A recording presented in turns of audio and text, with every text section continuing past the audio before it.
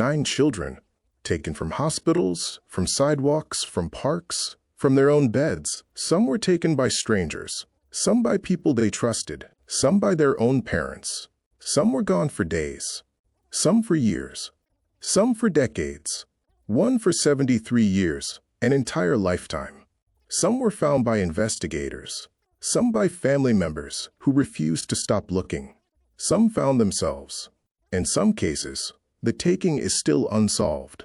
The person who did it is still free. What connects these 9 people is not just what happened to them. It is what they did with what happened to them, how they survived, how they were found, what they built from the wreckage of what was taken. Their stories deserve more than a headline. They deserve to be told properly. Stay with me for all 9. Because the last case, a little girl hidden behind a staircase while officers stood feet away, is one that will make you question everything you thought you knew about how people hide in plain sight. Family. Before we begin, this documentary covers 9 real people and real families.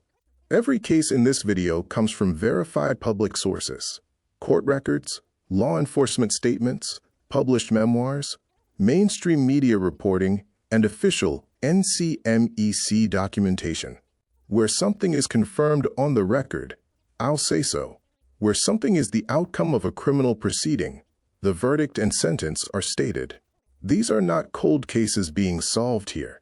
These are 9 lives, 9 different timelines of being lost and being found, presented with the respect every one of them deserves.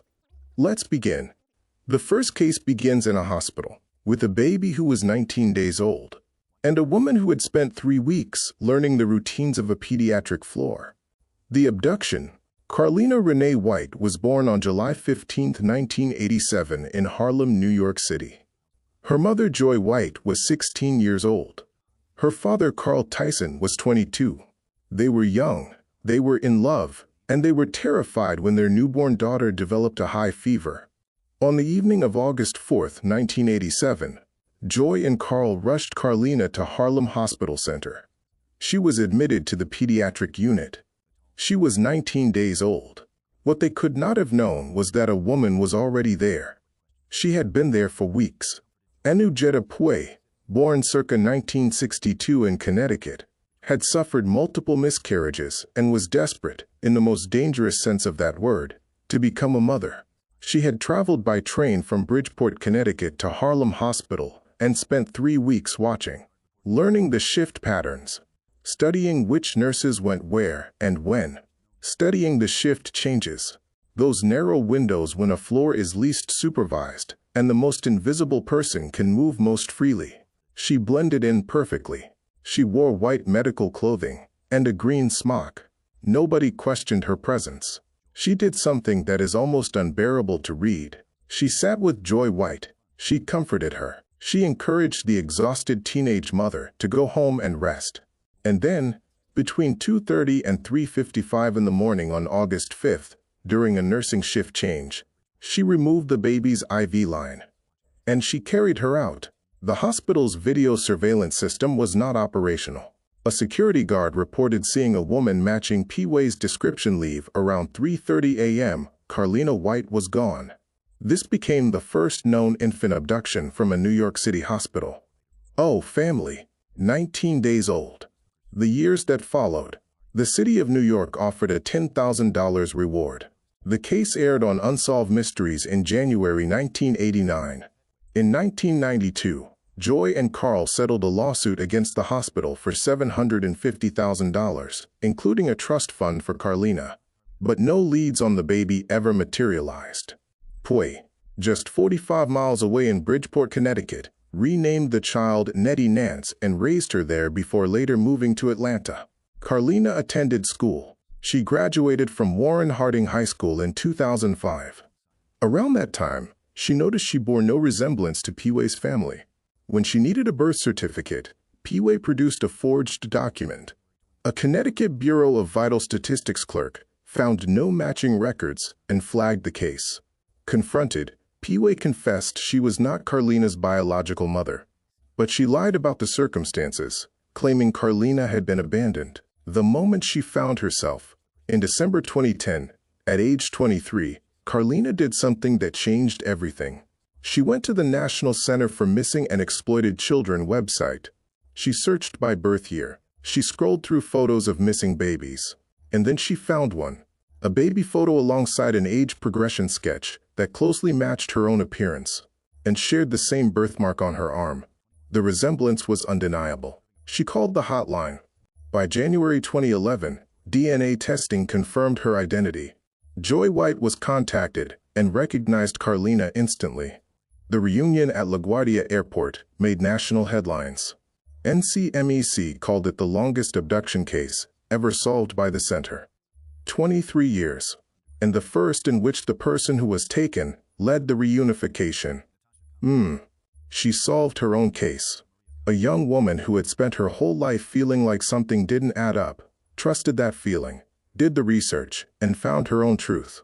The outcome: federal charges were filed by U.S. Attorney Preet Bharara. Joy surrendered to the FBI on January 23, 2011. On July 30, 2012, she was sentenced to 12 years in federal prison, plus 3 years of supervised release.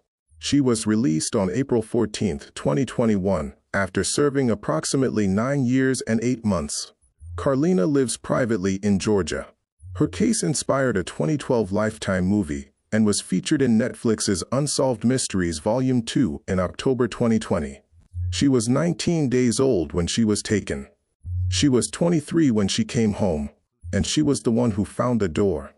The next case does not end with a reunion and headlines. It ends with a woman who bought the prison where she was held, so nobody else could turn it into something worse. The abduction. NATASHA Maria Kampuschh was born on February 17, 1988, in Vienna, Austria. She had 2 older sisters. Her parents had a difficult relationship and separated during her childhood. On the morning she was taken, she and her mother had been arguing. NATASHA left for school without saying goodbye. Those words, "left without saying goodbye," would haunt her mother for over 8 years. On a Monday morning at approximately 7 a.m., NATASHA was walking to school in Vienna's Donaustadt district when Wolfgang Pricklapil, then 35, seized her from behind.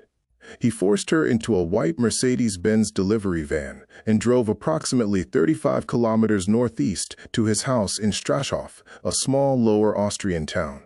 A 12-year-old witness had seen something and reported 2 men. That discrepancy became a controversy that lasted years.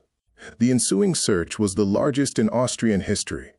776 minivans were checked, including Pricklapil's. Police accepted his explanation that he had been home alone. As early as April 1998, a former police dog squad leader had flagged Pricklapil by name and address. That tip was never followed up. She was already in the cellar. The cellar. Pricklapil had spent 4 years constructing a hidden cellar beneath his garage. 4 years of planning before he ever took anyone.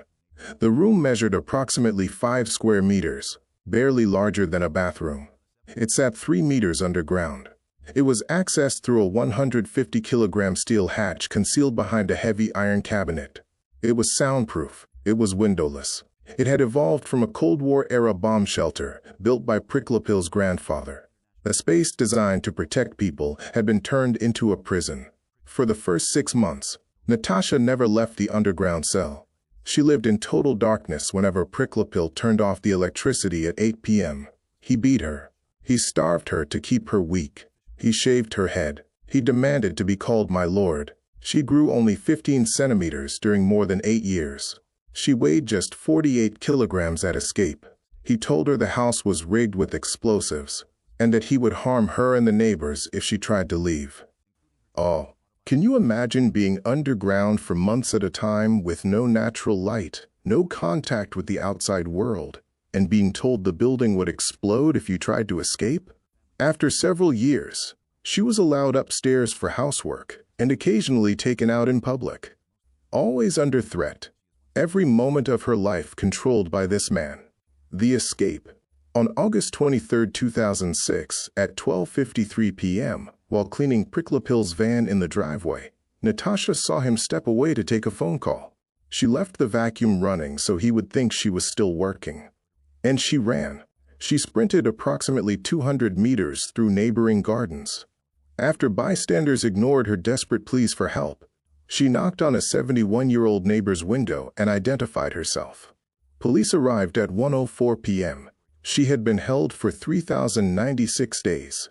That same evening, Priklopil threw himself in front of a commuter train and was killed instantly. What she did next? Natasha lives in Vienna.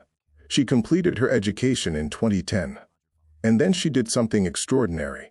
She purchased the house in Strashof, the house where she was held, from Priklopil's estate. To prevent it from becoming a macabre attraction, she owns her prison now. The cellar was filled with concrete in 2011. She has published 4 books, including her 2010 autobiography, 3,096 Days. She has spoken publicly about her experience with remarkable clarity. In 2024, a planned documentary was postponed after her family revealed serious concerns about her well-being. Her sister Claudia stated publicly that Natasha is mostly in her own world, that she is once again in a kind of captivity. The cellar is concrete, but some prisons don't have walls. 3,096 days. And she is still, in some ways, fighting to get out. The next case is the longest on this list. Not in terms of captivity, but in terms of time lost. 73 years. An entire lifetime lived under a different name in a different state, with no idea who he really was. The Abduction. Luis Armando Albino was born circa 1944 in Puerto Rico. In the summer of 1950, his mother Antonia moved the family of 6 to West Oakland, California. On February 21, 1951, Luis was playing with his older brother Roger at Jefferson Square Park in West Oakland when a woman in her 30s, wearing a bandana, approached him. She spoke to Luis in Spanish. He could not yet speak English and promised to buy him candy. Luis went with her. Roger followed briefly, then ran home to get help. Oakland police initially doubted Roger's account, theorizing Luis had wandered into San Francisco Bay. The Coast Guard, the FBI, and soldiers from the Oakland Army base joined the search. Hundreds of people combed the area. No trace was found. The mother WHO never stopped. Antonia Albino visited the police missing persons bureau for years, almost daily at first. Then weekly, then monthly, then annually. She carried the original newspaper clipping in her wallet until her death in 2005 at age 92. Oh, family. That woman walked around for 54 years with a faded piece of newspaper in her purse, waiting for a phone call that never came. She never stopped looking. She never got the answer. The life he didn't know was built on ALIE.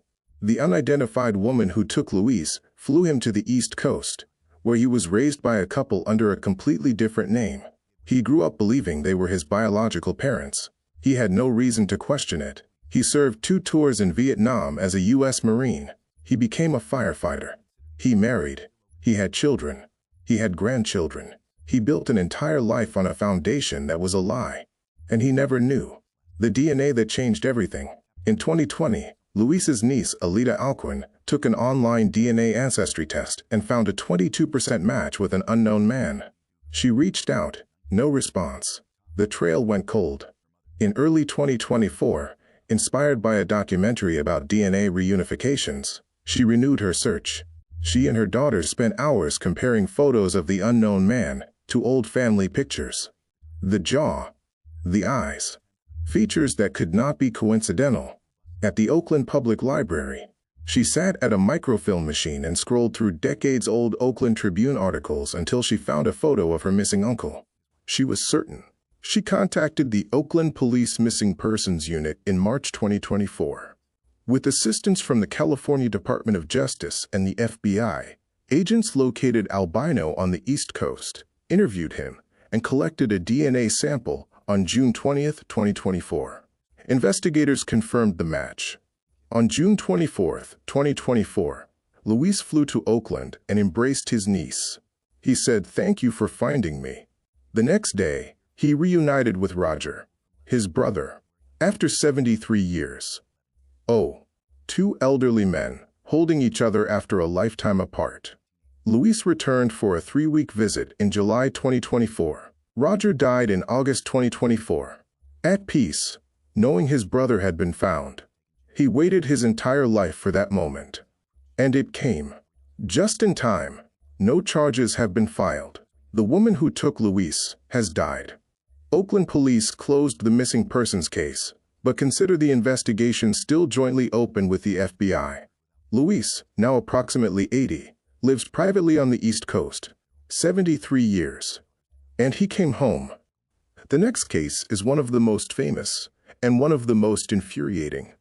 Because the person who did this was a registered offender on parole, and parole officers visited his home and never looked in the backyard. The abduction.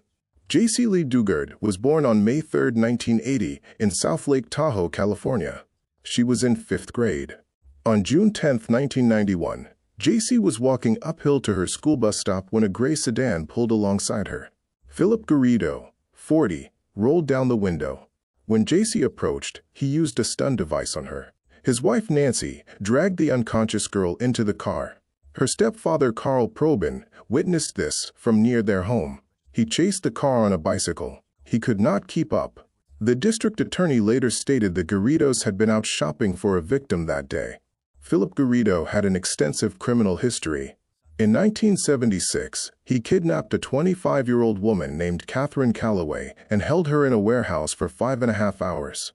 Convicted in 1977, he received a 50-year federal sentence. He was paroled after serving only 11 years. 18 years. Jaycee was imprisoned in soundproofed sheds and tents behind the Garridos' house. Enclosed by an 8-foot fence, she was renamed Alyssa and forbidden from using her real name. She had 2 daughters by Garrido, the first born in 1994, the second in 1997. Both births occurred without any medical assistance. The daughters were forced to call Nancy mom and Jaycee their older sister. They did not know Jaycee was their biological mother until after their rescue. Over the years, multiple neighbors filed complaints with authorities about activity in the backyard. But parole searches never penetrated the compound. Officers visited the front of the house and left. Nobody looked behind the fence. Nobody checked the sheds. How does a registered offender keep someone hidden in his own backyard for 18 years while parole officers visit his home? The discovery. On August 24, 2009, Garrido brought his daughters to the UC Berkeley campus seeking permission to hold a religious event. Special events manager Lisa Campbell found him erratic. The girls sullen and submissive. Something was not right. Campus police officer Allison Jacobs ran a background check and discovered Garrido was a registered offender on parole. She called his parole officer Edward Santos Jr., who was shocked because he believed Garrido had no children. That single phone call changed everything. On August 26th, Santos ordered Garrido to the parole office. He arrived with Nancy, the daughters, and Dugard, introduced as Aisa. When a sergeant confronted him, Garrido confessed. Only then did Dugard identify herself. She was reunited with her mother Terry after 18 years, 4 months, and 16 days. The outcome. Philip Garrido was sentenced to 431 years to life. Nancy Garrido to 36 years to life. In July 2010, California approved a $20 million settlement for failures by the Department of Corrections in supervising Garrido's parole. In her victim impact statement, read by her mother because she refused to waste another second of her life in his presence, Jaycee said everything she needed to say without being in the same room. Nancy Garrido becomes eligible for parole in August 2029. Jaycee now lives at an undisclosed location in California. She published A Stolen Life and Freedom, My Book of Firsts. She founded the Jaycee Foundation, providing animal-assisted therapy for families in crisis. Her daughters attended college and live privately. 18 years. 2 daughters. A man on parole with officers at his door. And nobody looked in the backyard. The next case involves not one person held captive, but 3. All imprisoned in the same house, on the same street in Cleveland, for a decade, while the man who held them drove a school bus and attended their vigils. The 3 women, Amanda Marie Berry, disappeared on April 21, 2003, the day before her 17th birthday. After leaving her job at a Burger King, Ariel Castro offered her a ride home. She knew his children. She trusted him. Michelle Knight disappeared on August 23, 2002 at age 21. Castro lured her with an offer of a puppy. Georgina De Jesus disappeared on April 2, 2004. She was a friend of Castro's daughter. He offered her a ride while she was walking home from school. Ariel Castro was born in 1960 in Puerto Rico. He worked as a Cleveland school district bus driver, trusted with other people's children every single day, while 3 women were chained inside his home. He had a documented history of extreme violence toward his former partner, Grimilda Figueroa. He broke her nose, her ribs, her arms, and caused a brain tumor. Despite 6 police visits to the home, he was never indicted. The captivity. The women were chained in locked bedrooms with boarded-up windows at 2207 Seymour Avenue in Cleveland's Tremont neighborhood. Over 90 pounds of chains, nearly 100 feet worth, were later recovered from the house. They were fed 1 meal a day, allowed to shower at most twice weekly. Michelle Knight suffered permanent injuries including facial damage, hearing loss, and nerve damage. Amanda Berry had a daughter, Jocelyn, on Christmas Day 2006. Michelle Knight helped deliver the baby under conditions no one should ever face, and Castro, audaciously, grotesquely, attended at least 2 vigils for the missing women. His son Anthony, a journalism student, unknowingly interviewed Gina De Jesus' mother for an article about her missing daughter. He had no idea his own father was the one responsible. Oh, a man attending vigils for the women he is holding prisoner, looking their families in the eye. The escape. On May 6, 2013, Castro left the house. For the first time in years, Berry found the inner door unlocked. She screamed for help through the bolted storm door. Neighbor Charles Ramsey heard her and helped kick out the bottom panel. Berry crawled through, with 6-year-old Jocelyn in her arms. Berry's 911 call became one of the most famous in American history. She said she was Amanda Berry, that she had been missing for 10 years, that she was free. Officers rushed to the house and found Knight inside. She leaped into an officer's arms, repeating over and over that they had saved her. The outcome? Castro was indicted on 977 counts. He pleaded guilty to 937. On August 1, 2013, he was sentenced to life without parole plus 1,000 years. He told the court he was not a monster, that he was sick. Michelle Knight, who legally changed her name to Lily Rose Lee, responded directly to him in her victim impact statement. She told him she had spent 11 years in a terrible situation, and that his was just beginning. On September 3, 2013, just 1 month into his sentence, Castro was found dead in his cell. His death was ruled a suicide. The house at 2207 Seymour Avenue was demolished on August 7, 2013. The community wanted it gone. Amanda Berry now hosts a missing persons segment on Fox 8 News in Cleveland. Her daughter Jocelyn is thriving. Gina De Jesus co-founded the Cleveland Family Center for Missing Children and Adults in 2018, located deliberately near Seymour Avenue.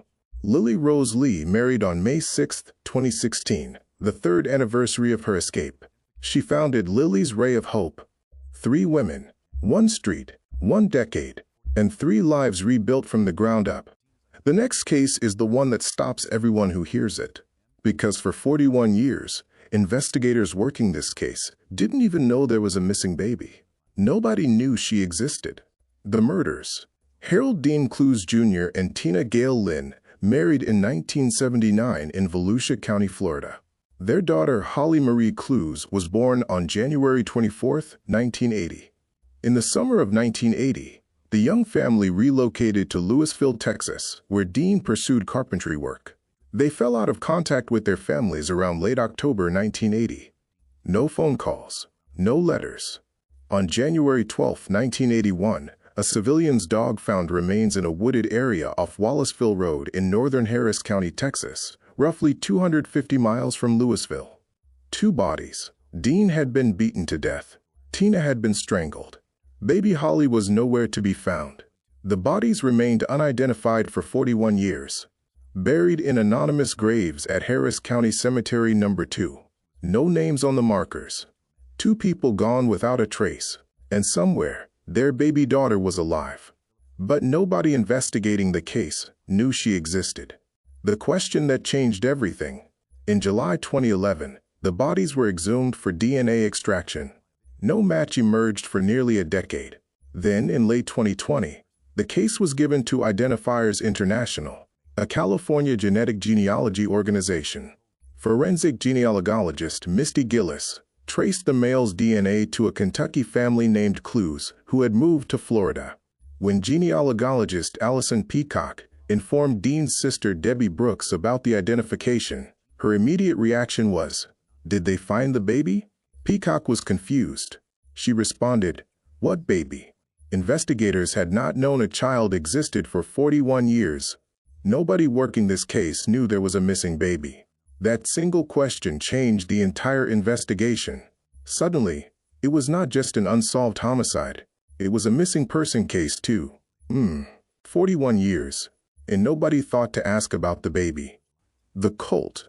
After the Clues family vanished, relatives received a call from someone identifying herself as Sister Susan from Los Angeles, claiming Dean and Tina had joined a religious group and no longer wanted family contact. The group was later identified as the Christ Family, a nomadic cult founded by Charles Franklin McHugh. Members wore white robes, went barefoot, practiced vegetarianism, and renounced worldly possessions. They drifted across the country with no fixed address. Dean and Tina joined the cult around October 1980. Holly was surrendered to a church in Yuma, Arizona by barefoot, robed women who presented Holly's birth certificate and a note purportedly from Dean waiving parental rights. Holly believes her parents were trying to leave the cult when they were killed.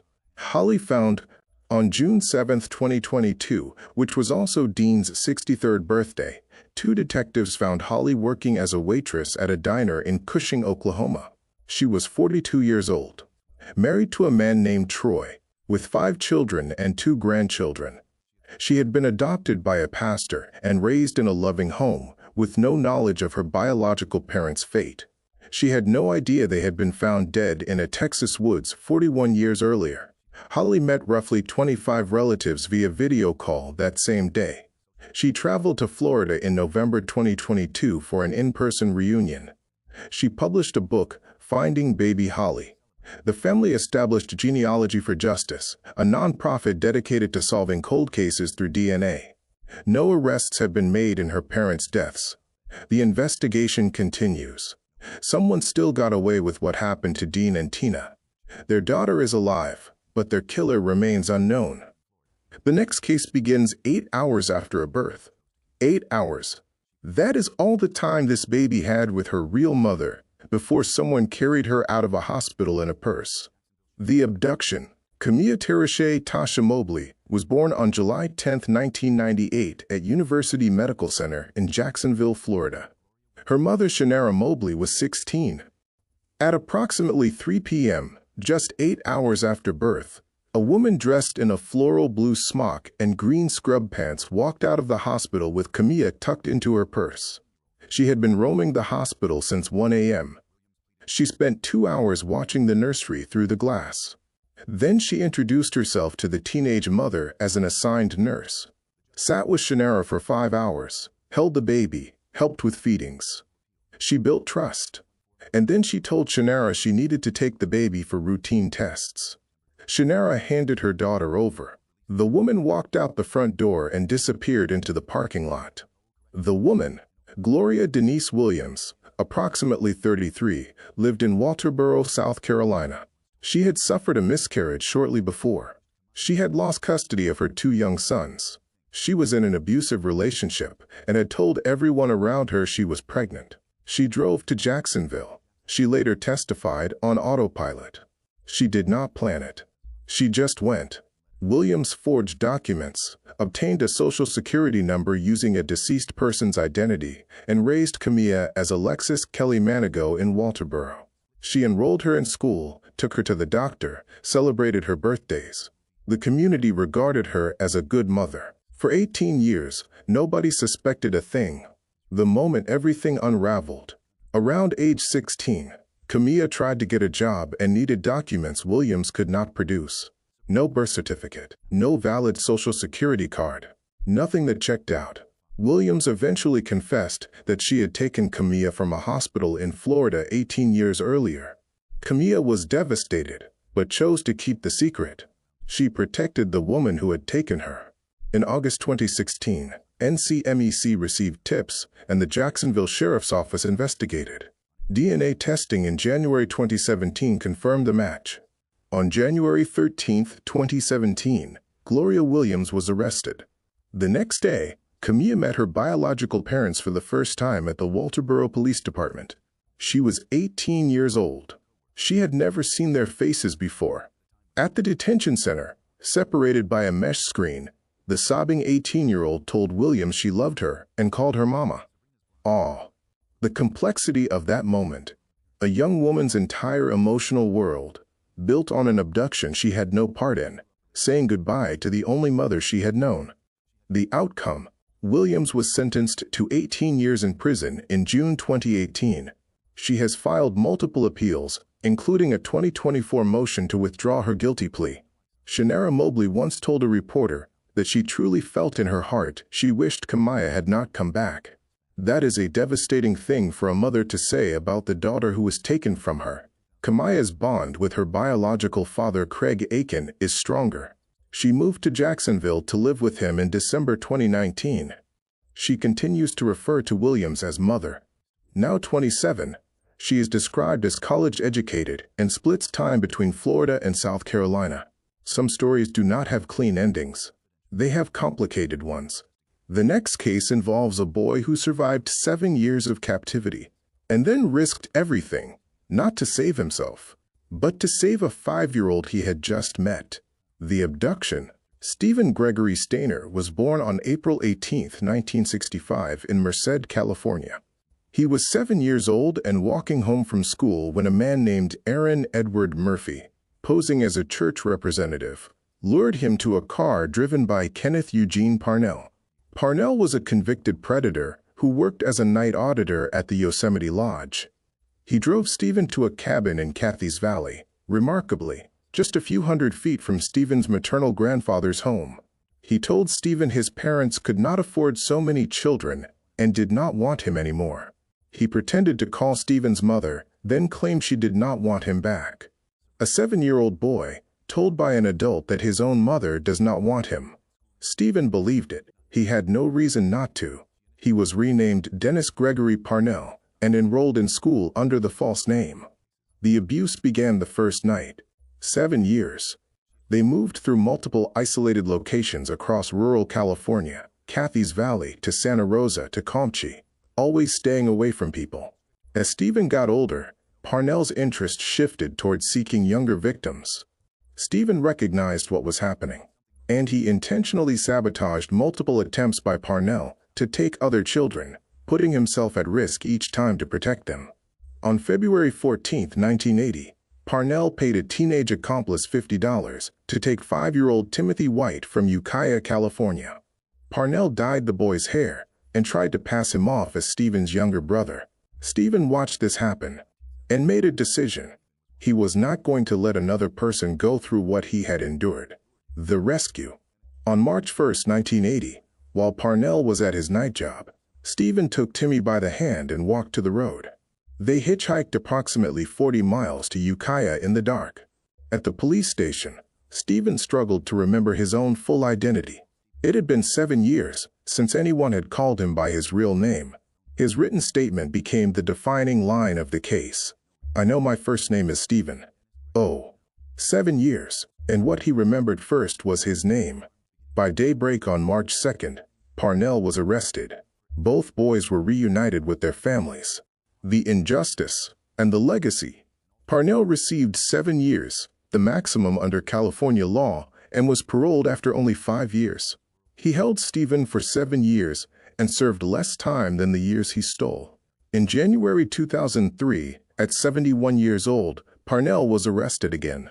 This time for trying to buy a 4-year-old child for $500. He had not changed. Not at all. Convicted in 2004, He was sentenced to 25 years to life under California's three strikes law. He died in prison on January 21, 2008, at 76.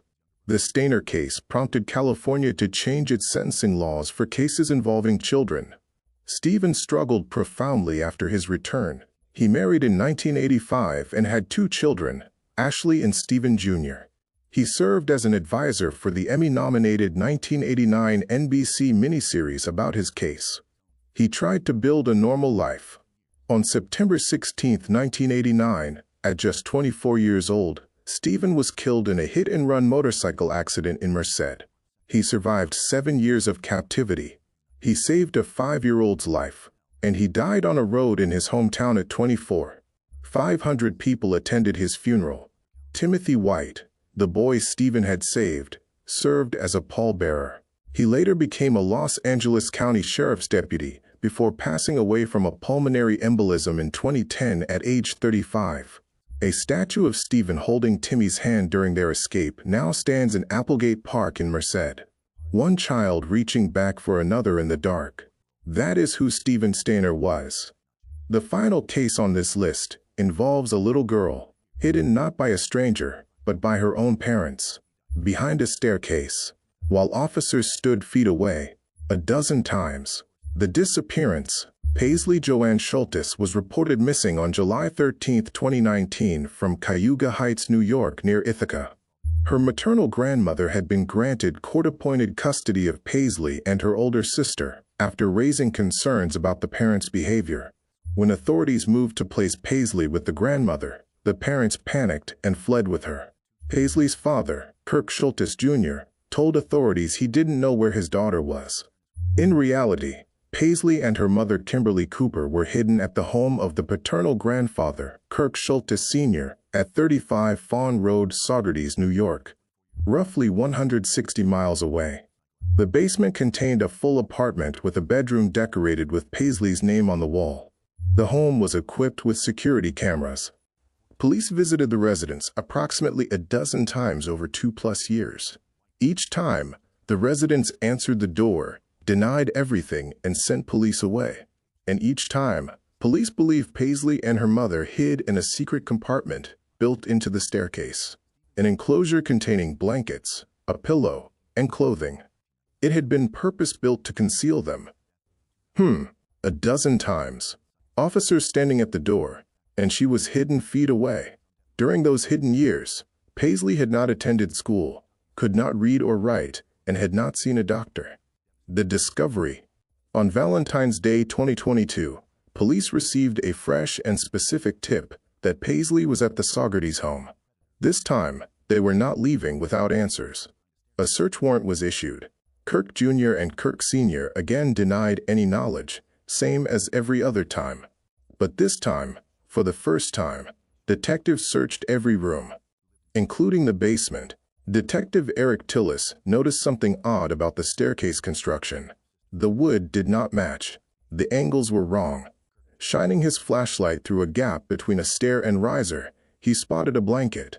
Using a Halligan tool, officers removed wooden steps and discovered a pair of tiny feet. They found Paisley and her mother, crammed into a small, cold, and wet space, where they had apparently been hiding for approximately 5 hours, while the adults upstairs lied to police. The outcome: all 3 adults were arrested. By July 2023, Cooper's criminal charges were adjourned. Contemplating dismissal and custody of Paisley was returned to her mother. Kirk Schultis Jr. subsequently got into further legal trouble, arrested 3 times between December 2022 and March 2023 for burglaries. In April 2024, he pleaded guilty to second-degree burglary. Paisley is now approximately 10 or 11 years old, living with her mother and older sister. 12 visits. 2+ years.